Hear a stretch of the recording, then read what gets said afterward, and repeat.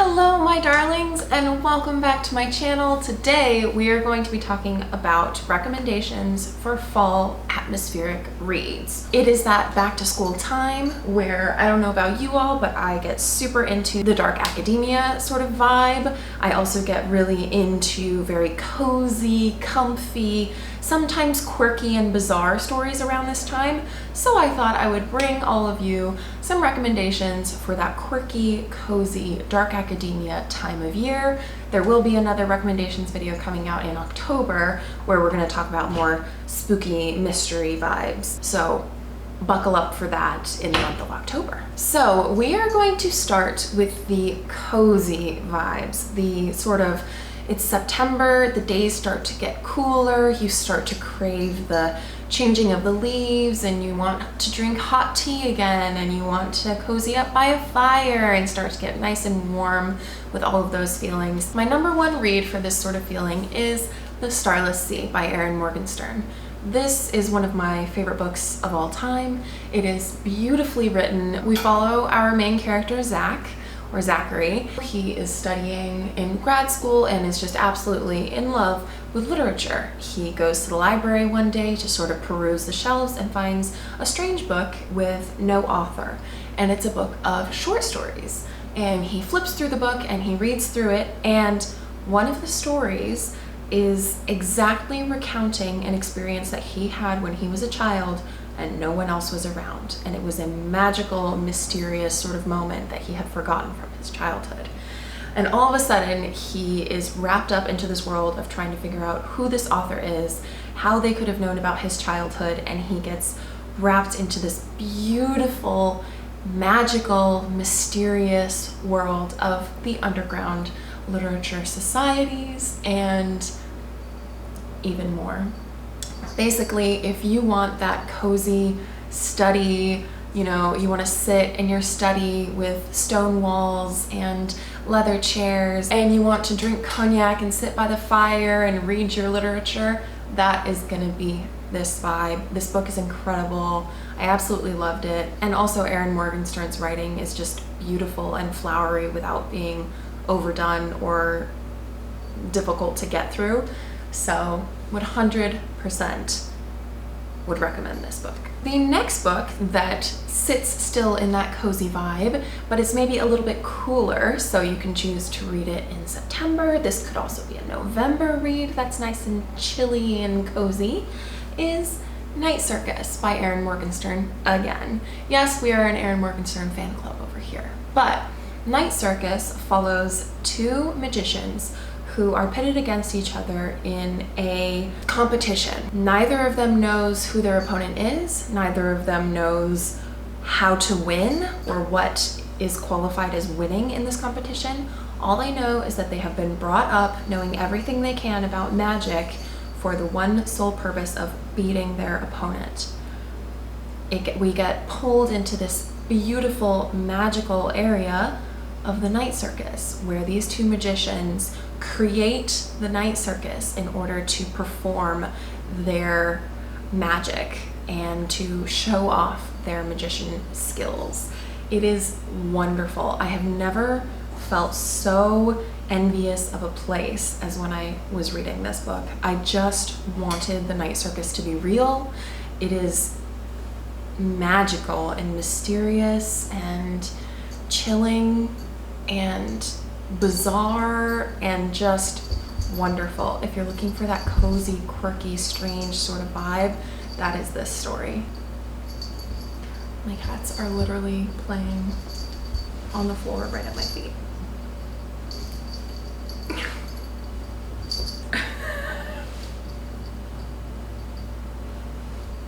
Oh my gosh.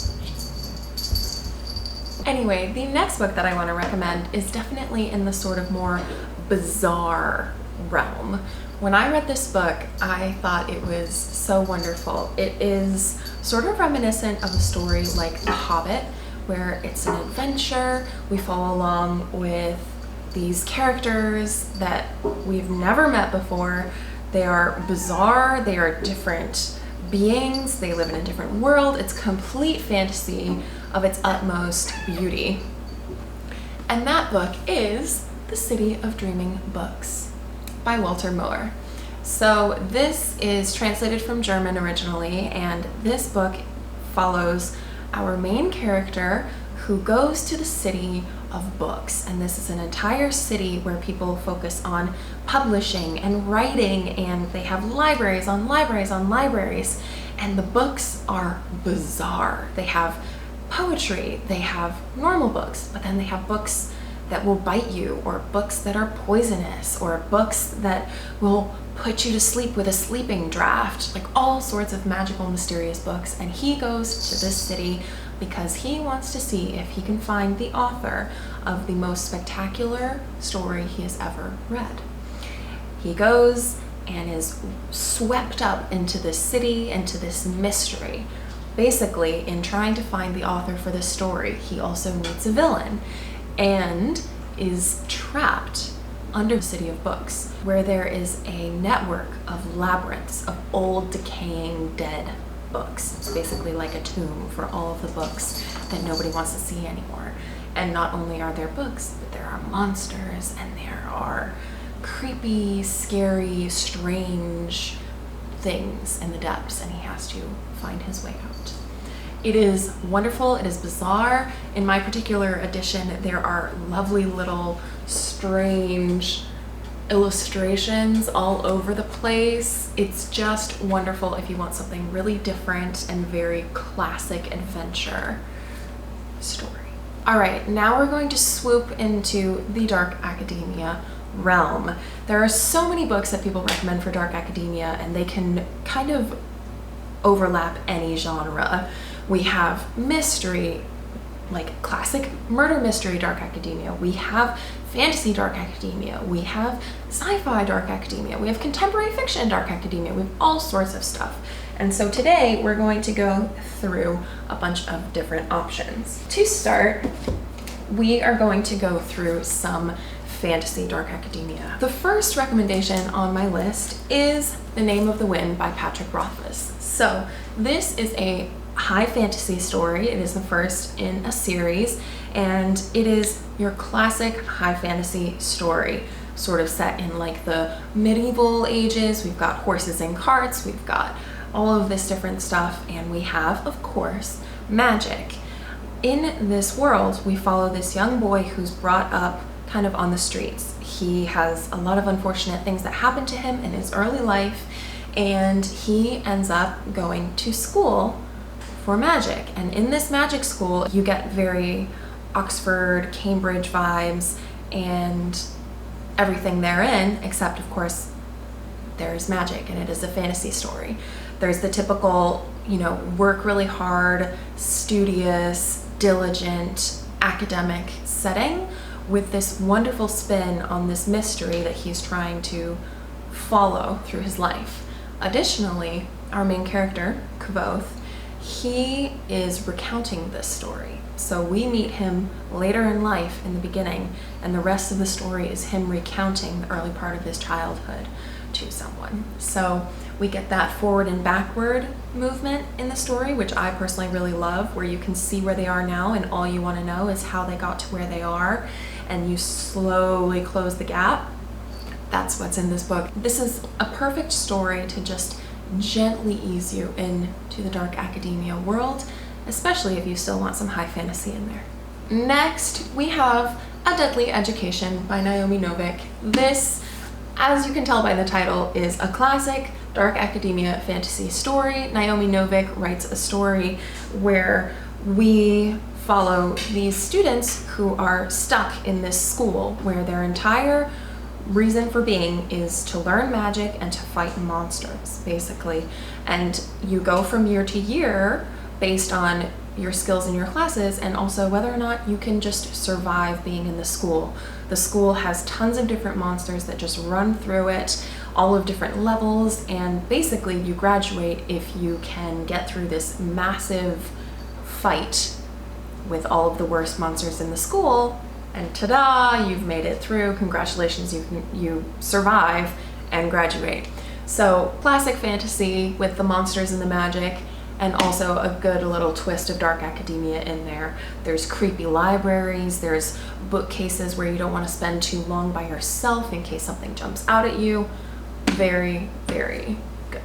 Again, another fantasy dark academia is Ninth House by Leigh Bardugo. This story follows a girl who is from California and gets accepted to Yale. So she moves over to the East Coast and goes to school at Yale, where she becomes a part of this society that is in charge of monitoring all the paranormal activities of everybody else on campus. So imagine Greek life, but instead of each fraternity or sorority or organization, you have an organization focused on different kinds of magic. And her organization is focused on monitoring that, making sure that everybody is doing everything safely, everybody is doing everything legally, etc., etc. Little spin, she can also see ghosts. And there is a murder that happens on campus. So she takes it upon herself to not only monitor the magical things that have happened around the school, but also to try and discover what happened to this girl and what happened with this murder. It is very, very good. I really, really loved this story. That cold East Coast fall where it's beautiful and leaves are turning, but then it's also rainy and soggy is exactly what this is. It's beautiful. It's Yale campus in a nutshell. It's very atmospheric. There are some trigger warnings for this story, so keep that in mind.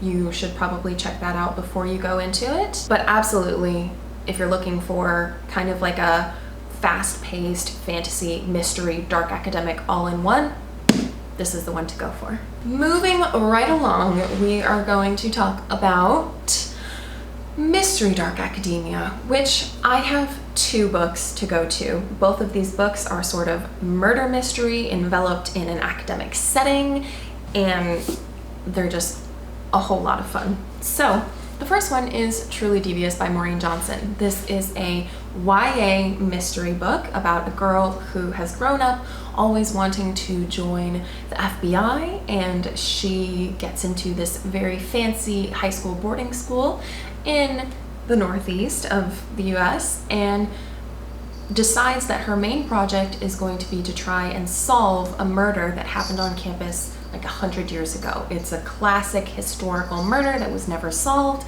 and she decides, all right, I'm gonna solve this for my main term project. Little does she know that there's another murder that happens on campus, and slowly but surely parallels start to form between this murder that happened years ago and the murder that has happened in her year. So she is wrapped up into trying to solve this murder, trying to study, trying to pass her exams, and of course she has a wonderful group of friends that are all involved in trying to figure out what's happening with this murder. It's very student-focused, friendship-focused, mystery, secrets, everything involved, with of course the atmosphere of the Northeast and New England in the fall.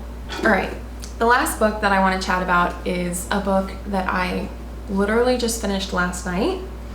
I have so many thoughts about this book that are going to be just so detailed. You guys will be able to see in my September wrap up, but this book just impacted me so much. If you're gonna pull any classic dark academia recommendation from this list, this is going to be the book. Let me say that again. This is classic, picture perfect dark academia, and that is If We Were Villains by M.L. Rio. This story follows a group of college students who are in their final year at a very fancy art conservatory in Illinois. These students, there are 7 of them, are the senior year theater students. They are focused on performing Shakespeare, and their 4th year is spent performing Shakespearean tragedies. They go through each of the genres of Shakespeare's writings through their years. Their junior year is comedies, their senior year is tragedies. That said, these students just live and breathe Shakespeare. And so the line between Shakespeare on stage and tragedies and Shakespeare in real life very slowly start to blur. We again have that forward and backwards in time where we meet one of the characters later on in life, and see this character in a certain predicament, and all we can think of is, how did they get there? How did they get there? We want to know exactly what happened to get them to this point, and of course we slowly close the gap in the book. It is beautiful. I have never felt so emotionally pulled towards all of the characters. It's definitely one of those books where every character is flawed. You don't really truly agree with every single character, or really any character, but you just love them so much. You hate them and you love them, and that juxtaposition of emotions is what this book is all about. Of course, there is a tragedy that happens, and we have to spend the rest of the time trying to figure out how people would deal with tragedy and also how they solve tragedy. And there's love and friendship and hate and jealousy and rivalry and just everything that you could possibly imagine wrapped up into a beautiful, beautiful story. So if you're going to take away any of these recommendations, I mean, you have to read this book. You just have to read it. All right, my dears, that is the end of this video. Thank you so much for joining. I hope you have a wonderful little group of books that you can choose from to get you in the fall spooky academic mood. For someone like me who is no longer in school, I just love dark academia because it can pull you back into school time. I love that cozy fall feeling. I live in LA, as I've mentioned before, and fall doesn't really hit here very early, so immersing myself in cozy atmospheric reads around this time kind of helps quench that thirst for that true seasonal change. Thank you so much for watching, you guys. If you like this video, go ahead and give it a like and subscribe down below. Let me know down below in the comments what fall reads you are reading or would recommend to other people, and I will see you all in the next video. Goodbye!